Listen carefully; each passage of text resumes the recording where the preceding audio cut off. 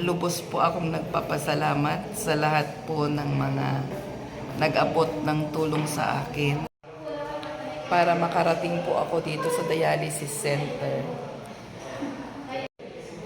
Sa mga panahong wala na akong lakas at pag-asa, kayo po yung ginamit ng Diyos.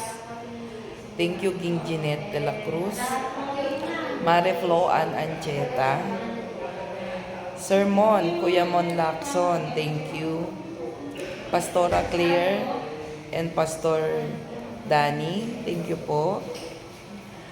Anak Princess Rubino, thank you. Mama Eva, thank you po.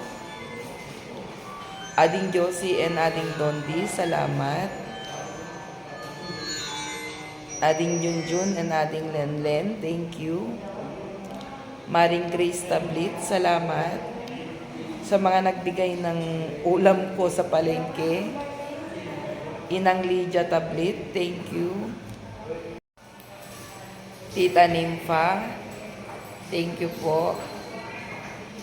Inang Bioli and Tatang Henry, salamat po sa pagsakay sa akin. Nalibre po ako ng pamasahe. Yun po yung bibili ko ng gamot.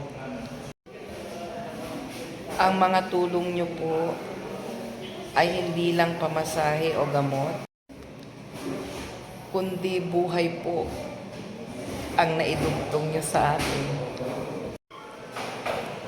Maraming salamat po